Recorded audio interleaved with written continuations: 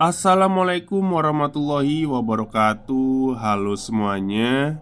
Jumpa lagi dengan saya Chow Sing Sing, kurator dari podcast Horror Night Story. Halo, apa kabar semuanya? Semoga kalian semua sehat-sehat ya. Dan seperti biasanya pada hari ini saya kembali dan akan menghadirkan sebuah kisah mistis untuk kalian semua. Kisah mistis kali ini saya datangkan dari treat horornya Mas Restu Wira yang menceritakan tentang sebuah alas yang ada di Jawa Barat. Oke, daripada kita berlama-lama, mari kita simak ceritanya. Tubuhku bergerak-gerak. Beberapa orang menahan tubuhku. Anak gemapala itu membacakan lantunan ayat suci Al-Quran. Dia menyiapkan kantong plastik hitam dan air minum. Ketika selesai, aku terbangun sambil memuntahkan dahak berwarna hijau. Tubuhku langsung panas dingin. Anak gemapala itu menekan bagian kepalaku dan berucap, "Ada berapa yang mendatangimu?" Tanya anak gemapala itu. Aku pun menjawab, "Ada 4 orang." Aku langsung disuruh minum air hangat yang telah disediakan terlebih dahulu. "Mih, kamu kenapa sih?" Aku hanya bisa terdiam sambil menatap teman-temanku yang udah khawatir duluan dengan keadaanku. Udah berapa lama aku gini terus?" tanyaku. "4 jaman," jawab Aldi. Aku masih mandangin anak gemapala itu. "Jangan kebanyakan ngelamun di tempat ginian. Udah tahu kamu orangnya peka. Gak baik. Banyakin istighfar aja," ucap anak gemapala itu. Entah kenapa, aku susah bangun dan tubuhku seperti mati rasa. Hari ketiga ini benar-benar membuat para peserta kehabisan akal. Banyak dari peserta yang jatuh sakit. "Nih, kamu tahu nggak? Ternyata nenek tua itu bukan neror lu doang, tapi neror peserta cewek lain juga. Kamu tahu Vina kan? Gadis cakep kelas kita?" tanya Bim Bim. "Eh, iya, dia juga diteror." Bim Bim mengangguk. "Kenapa Vina juga kena teror?" Masing-masing peserta masih berbisik-bisik. Mereka telah menyadari ada sesuatu yang tidak beres di puber ini. Puber itu mungkin bumi perkemahan ya. Beberapa menit setelah aku sadar, Kak Tasya kembali kesurupan. Dia berteriak histeris dan mengamuk. Beberapa panitia menghentikan pukulan demi pukulan yang dilayangkan oleh Kak Tasya, hingga anak gemapala itu turun. Kak Tasya pun membaik. Akhirnya, rundown acara berubah total. Anak gemapala meminta agar tidak diadakannya api unggun, tapi panitia menolak. Api unggun adalah kegiatan paling penting yang harus dilaksanakan. Terserah kau lah. Aku nggak mau tanggung jawab loh," ucap salah satu anak gemapala. Kak Rosyad mengiyakan. Acara tetap berjalan dengan segala resiko yang telah ditetapkan. Kak Rosyad menyuruh para panitia dan peserta untuk menyiapkan api unggun. Aku meminta kepada Bim Bim untuk menemaniku, tapi panitia menolak. Acara api unggun harus diikuti oleh semua peserta kecuali yang berhalangan saja. Aku gak bisa berbuat apa-apa. Aku masih memandangi Kak Tasya. Apa jangan-jangan Kak Tasya yang membuang kantong plastik hitam itu ke sungai? Kak Tasya masih setengah sadar. Nafasnya masih belum stabil. Dia memang punya penyakit asma. Ketika acara api unggun itu berlangsung, Kak Rosyad memberikan klarifikasi bahwa jangan pernah meragukan keyakinan kita. Kak Rosyad yang memang berbeda pandangan dengan anak Gemapala meyakini bahwa tujuan didirikannya kegiatan ini agar kita semakin berani. Ya, kalau dilihat memang kesannya memang agak sombong. Tapi mungkin itu adalah penguatan diri bagi Kak Rosyad pribadi. Hampir 1 jam acara diselenggarakan. Setelah acara selesai, teror demi teror masih menghantui kami. Hari ketiga, di bumi perkemahan Alas Bongko, pukul 3. Banyak dari peserta bangun secara mendadak karena ada yang menggoyang-goyangkan tendanya. Beberapa yang lain mengatakan bahwa ada seseorang yang sengaja meletakkan bangkai ayam di belakang tenda. Karena kejanggalan ini menjadi-jadi, panitia menghimbau kepada seluruh peserta untuk saling berjaga-jaga. Bukan hanya itu, banyak dari mereka yang terkena ketindihan secara bersamaan dalam waktu yang sama. Ketika ditanya, mereka melihat sosok hitam besar sedang meletakkan tangannya di tubuhnya. Sosok itu seperti marah besar karena tidak dihargai.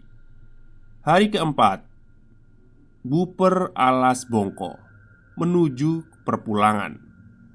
Banyak kamar mandi yang macet secara tiba-tiba. Air keran berwarna hitam pekat. Hal ini di luar batas kewajaran. Ternyata penunggu Alas Bongko ini masih belum menerima karena ada salah satu peserta yang tidak sopan. Bukan hanya satu, namun banyak dari peserta yang tidak sengaja atau tidak menjaga lisannya dengan perlakuan mereka. Panitia meminta kepada para peserta untuk sesegera mungkin meninggalkan bumi perkemahan ini sebelum sore hari tiba. "Benar kata kamu, Mi. Tempat ini bahaya," jelas Agus. "Kita harus bergegas cepat keluar dari tempat ini supaya mereka nggak melukai kita," ucapku. Aldi, Nara, Eful, Alif, Bimbing, dan Agus kaget mendengar pernyataanku. "Kamu tahu dari mana?" tanya mereka. Aku keceplosan ngomong kalau mereka tidak menyukai para pendatang seperti kita. Feeling aku sih gitu. Mungkin perasaanku pribadi aja sih," ucapku. Agus melihat sesuatu aneh di kantong celanaku. Dia langsung merogoh kantongku dengan cepat. "Ini apaan? Dapat dari mana kamu?" tanya Agus. Kantong plastik hitam yang berisi uban itu diketahui oleh Agus. Agus marah besar dan hampir menghantamku. "Kenapa sih kamu buat masalah? Hah? Kamu yang ngelakuin ini semua?" ucapku. Ucap Agus mungkin ya maksudnya.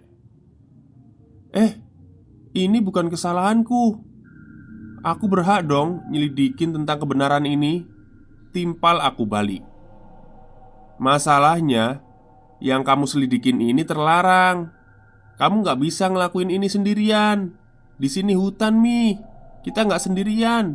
Ada aku, Aldi, Eful, Bim Bim, Alif, Nara, dan yang lainnya," kesal Agus. Tapi baru saja aku ngomong, Agus sudah motong ucapanku. "Tapi apa? Please lah, berhenti." Agus membuang bungkusan itu ke tong sampah. Nara masih menunduk lesu. "Aku jamin penunggu sini marah bukan hanya kebetulan saja, tapi ada penyebabnya," ucap Agus. Agus segera meninggalkanku. Begitupun dengan yang lain. Ini menjadikan kesalahan pertamaku yang amat fatal.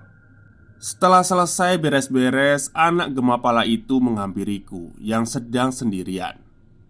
Dia tahu aku habis berantem dengan teman satu reguku. "Aku tahu kok kamu salah. Tapi kamu juga bener, ucapnya. Kak, thanks ya tadi udah mau bantu, ucapku agak canggung. Santai aja. Anak Gemapala ini yang paling welcome menurutku. Dia kasih tahu aku tentang munculnya sosok itu. Ini bukan kesalahan kamu, tapi kesalahan orang lain yang ditimpakan ke kamu. Jadi kamu kudu kuat mulai sekarang. Karena ini baru awalannya. Tenang aja, aku bantu kok, jelasnya. Jika ini bukan salahku, lalu siapa? Jika ada orang yang mau ngelakuin ini ke aku, siapa orangnya? Mobil truk pengangkut barang sudah tiba. Kali ini aku tetap kudu kuat, walau kedepannya aku nggak tahu harus bagaimana. Teror ini belum selesai. Saya lanjutkan kembali. Perjalanan menuju kampus memakan waktu 3 jam karena arus kendaraan yang agak macet juga. Kami sengaja berpisah untuk menghilangkan jejak bahwa sosok itu benar-benar ada. Setelah datang ke kampus, anak Gemapala itu mendatangiku. Dia tahu aku lagi nunggu seseorang. "Kamu mau balik? Sama aku aja gimana?" pintanya. "Kita belum kenal kak. Lagian juga nggak enak ngerepotin," jawabku. "Oh, namaku Wildan. Aku tahu banyak kok tentang kamu. Ayo, aku antar sampai ke rumah," ucapnya. "Oh, salam kenal kak. Aku... Kamu Fahmi kan? Anak semester 2 Tengil itu. Nama kamu udah kesebar. Gara-gara kamu berani debat dengan dosen psikologi, banyak orang yang nyariin kamu," jawabnya. Aku baru tahu namaku udah kesebar luas. Tapi ya bodo amat lah, aku nggak peduli. Aku langsung bawa peralatanku. Agus dan yang lainnya masih cuek melihatku. Mereka seperti tidak mempedulikanku lagi. Oke lah, nggak masalah juga. Yang aku takutin cuma si Nara. Terlebih lagi dia hanya dengan kakaknya di rumah. Orang tuanya udah cerai. "Rah, lu balik sama siapa?" tanyaku. "Ada aku, Mi. Tenang. Nara bakal aku antar sampai rumah kok," ucap Bim Bim. Aku lega ngedengernya. Kak Wildan udah siap menyalakan sepeda motornya. Dia benar-benar hafal jalan menuju rumahku ternyata. Di perjalanan, Kak Wildan memberi jawaban sebenarnya tentang sosok itu. "Kamu pernah dengar nyelingsik gak?" tanya Kak Wildan. "Nyelingsik? Apaan kak?" tanyaku. "Nyelingsik itu orang yang suka makanin kutu. Biasanya dia itu suka jagain cucu-cucunya," ucap Kak Wildan. "Emang kenapa cucu-cucunya?" tanyaku. "Ya, ada rumor yang beredar.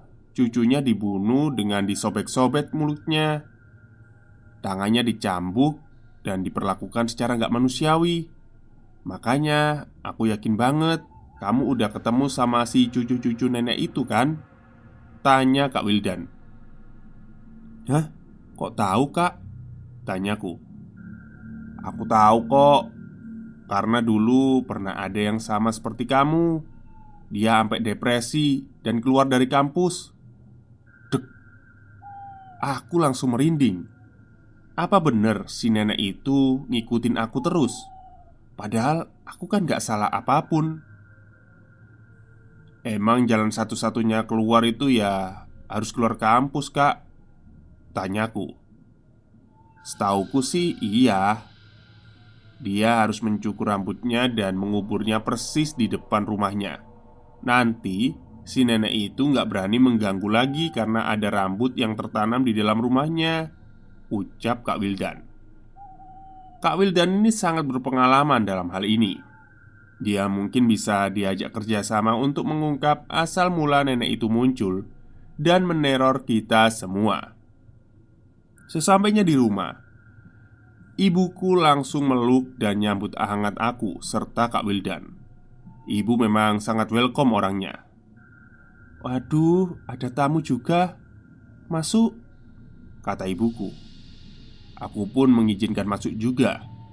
"Kak, masuk dulu yuk." "Gak usah, Mi. Aku langsung balik ke kampus. Ada kerjaan yang belum beres," jelasnya. "Oh, oke kak. Aku boleh minta nomor WA-nya nggak?" Kak Wildan memberi nomor WA kepadaku. Nomor ini bakal jadi bukti kalau aku benar-benar gak salah. "Terima kasih ya kak." "Oke, sama-sama." Kak Wildan langsung menuju kampus. Aku langsung bawain perlengkapan dan alat-alat ke dapur karena aku bagian masak. Sesampainya di kamar, aku langsung rebahan dan menatap langit-langit. "Kenapa si nenek itu ngejar aku ya?" ucapku dalam hati. Aku buka HP dan dapat banyak banget notif pesan. Isinya adalah mengenai teror di bumi perkemahan Alas Bongko. Kenapa mereka kena teror juga?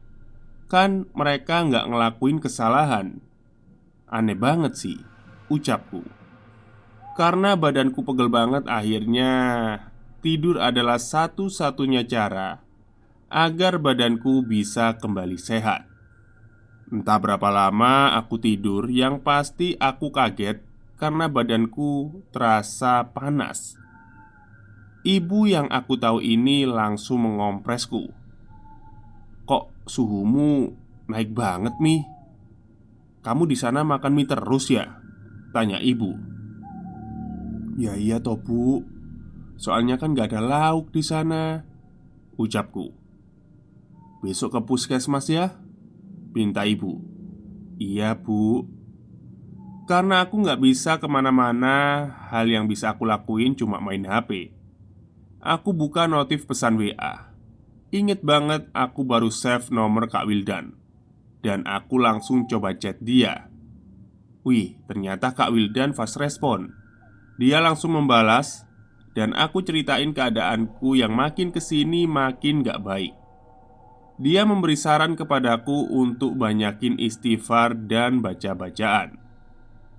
Mungkin iya juga sih, aku kurang banget baca-bacaan dan gampang ketempelan. Karena tubuhku yang belum normal, aku kembali istirahat. Aku pengennya besok nggak usah berobat. Mungkin aku cuma kurang istirahat aja. Ketika tengah malam, aku ngedengar ada tembung Jawa yang pernah aku dengar ketika di bumi perkemahan Alas Bongko. Perlahan ada tangan yang memegangi punggungku dari belakang. Tangan itu nampak kecil dan kurus. Tangan itu terus maju ke arah perut dan memelukku secara perlahan. Tubuhku mulai merinding bergetar. Keringat dingin mulai bercucuran. Mungkinkah nyelingsik itu ada di belakangku? Ketika aku lihat tangan yang memeluk, ternyata hanya tulang dan kulit saja. Warnanya putih pucat. Urat-uratnya terlihat jelas. Aku langsung baca bacaan sebisa mungkin dalam hati. Tenang dan terus berpikir positif thinking. Aku tarik nafas agar nggak terjadi hal-hal di luar nalar. Alhasil, sosok itu berhasil menghilang. Karena mungkin ini bakalan jadi sesuatu yang sangat rawan. Aku pun tutup mulut dari ibu. Ibu nggak boleh tahu kejadian itu. Pagi harinya ibu membawaku ke puskesmas. Ternyata demamku nggak turun-turun. Mungkin ini adalah langkah terbaik. Setelah diperiksa, aku positif kena gejala tipes. Ibu nggak aneh lihat aku kena gejala tipes karena sudah beberapa kali aku sering kena penyakit tahunan ini. Karena aku kena gejala tipes, ibuku menyarankan untuk tidak keluar rumah terlebih dahulu. Aku masih dengan kegiatan yang sama, main HP, dan buka notif pesan-pesan. Di grup kelas, aku dapat info kalau Kak Tasya masuk rumah sakit karena sering kejang-kejang. Grup lainnya, aku lihat anak semester 4 yang notabene panitia juga banyak yang sakit. Bahkan ada beberapa yang kesurupan. Aku langsung hubungin Kak Wildan. Aku tanyain apakah tahun sebelumnya pernah kedapatan kejadian seaneh ini. Kak Wildan menjawab tidak. Tahun kemarin tidak separah ini. Mungkin ada beberapa oknum nakal yang sengaja membuat nyelingsik ini semakin menjadi-jadi. Hari pertama aku di rumah sudah banyak teror. Aku takut teror ini bakal menyebar ke orang tuaku. Mungkin ini saatnya agar aku lebih hati-hati lagi. Baru aja aku bilang, ibuku udah teriak-teriak dari kamar mandi. Aku berusaha sebisa mungkin mengangkat tubuhku yang sudah over ini. "Ada apa, Bu?" tanyaku. "Fami, siapa yang naruh uban di bak mandi? Jorok banget. Ibu gak mau mandi di sini," jelasnya. "Uban? Di kamar mandi? Uban siapa, Bu? Di sini kan gak ada lansia." Aku terdiam dengan tatapan kosong. Mungkinkah nyelingsik itu mulai menyerang rumahku? Aku langsung periksa kamar mandi. Aku kuras bak mandi itu. "Kamu mau apa, Fami? Kamu kan lagi sakit, nak. Biar ibu aja," ucap ibu. "Enggak, Bu. Fami aja. Ini tanggung jawabnya Fahmi," kataku. Sumpah, demi apapun, posisiku sudah stres gara-gara nyelingsik itu. "Udah nak, jangan dilanjutin. Biar ibu aja yang nguras." "Enggak, Bu. Biar Fami aja. Fami gak mau ibu kenapa-kenapa. Fami takut hal ini terjadi ke ibu. Biar Fami aja." Perkara ini tidak kunjung selesai. Aku nangis sejadi-jadinya. Aku gak mau kehilangan ibuku atau siapapun. Ibu meluk aku dengan pelukan hangat. Dia bimbing aku untuk istirahat. Hatiku tenang. Aku baikan sekarang. Ibu langsung bawa aku ke kamar. Aku hanya bisa istirahat karena gejala tipes ini bikin darahku turun drastis. Ibu melanjutkan menguras bak. Aku hanya bisa bersembunyi di dalam selimut. Aku benci orang yang membuat perkara ini. Siapapun orangnya yang telah mengundang nyelingsik itu, gak bakal aku ampuni dia, siapapun itu. Hari kedua teror nyelingsik. Di hari kedua aku dapat WA dari Nara. Dia baru aja jatuh dari tangga. Tulang punggungnya retak dan dia terancam lumpuh karena tulang ekornya juga retak. Aku langsung nelpon dia. Aku takut hal ini terjadi pada Nara juga. "Nar, lu kenapa?" tanyaku. "Mi, tolong aku. Aku gak sanggup lagi. Nenek tua itu ganggu aku terus. Sekarang dia ada di rumahku," jelasnya. "Hah? Terus? Lu sekarang gimana?" tanyaku. "Sekarang aku lagi di rumah saudara. Aku takut dia bakal gangguin yang lain." Aku langsung matiin telepon dan aku pergi menuju kamar ibu. Aku melihat ibu sedang menyisiri rambutnya dan memakan kutu-kutu. "Bu," kataku. Ibu gak ngerespon. Dia tetap lanjutin menyisiri rambut dan mengambil kutu-kutu itu. Aku langsung ambil sisirnya dan melemparnya jauh-jauh. Ibu marah. Dia mencoba mencekikku. Aku yang tenaganya belum pulih langsung kewalahan dengan tekanan tenaga ibu. "Bu, istighfar, Bu," teriakku. Aku dengan cepat mendorong ibu hingga dia terjatuh dan kepalanya membentur tembok. Ibu langsung pingsan. Aku pun menggendongnya ke kasur. Aku sedih melihat ibu yang kerap kali kena teror. Apa mau dari nyelingsik itu? Aku gak berani ninggalin ibu sendirian. Aku takut nyelingsik itu bakal neror lagi. Aku pun segera menelpon Kak Wildan. Aku ambil handphone di kamar. Ketika aku di kamar, betapa terkejutnya aku ketika melihat banyak uban yang berserakan di kasurku. Aku nggak mau mikirin itu. Aku ambil handphone dan menuju kamar ibu. Di situ aku langsung nelpon Kak Wildan. Aku ceritain kejadian barusan. Kak Wildan memberi saran kepadaku agar memasang kelambu di setiap kamar dan jangan mematikan lampu di malam hari. Aku dapat notif WA dari grup kelas kalau Kak Tasya sedang koma. Aku yakin ini bukan hal yang biasa dan di luar nalar. Rencana banyak dari mahasiswa untuk nengok. Aku diajak Kak Wildan untuk nengok Kak Tasya. Ya, aku nggak bisa janjiin karena ibuku juga sedang sakit. Hal yang buat aku bingung, apakah orang yang melanggar aturan itu sendiri adalah Kak Tasya? Karena aku nggak bisa menolak. Akhirnya aku bawa ibu ke rumah Bude yang jaraknya dekat dari rumah. Bude paham betul dengan apa yang sedang terjadi. Tepat setelah maghrib aku dijemput Kak Wildan. Aku dibawa ke salah satu RS di kota B. Dalam perjalanan aku hanya diam saja. Mungkinkah Kak Tasya adalah pelaku utama yang membuat pelanggaran ini? Setibanya di RS, aku ketemu dengan Aldi, Alif, Evul, Agus, dan Bim Bim. Dia menanyakan keadaanku. Aku tanya apakah mereka kenal teror. Tapi mereka menjawab tidak. Mungkin hanya aku dan Nara saja yang kena dampak ini. Tapi kenapa mereka tidak ya?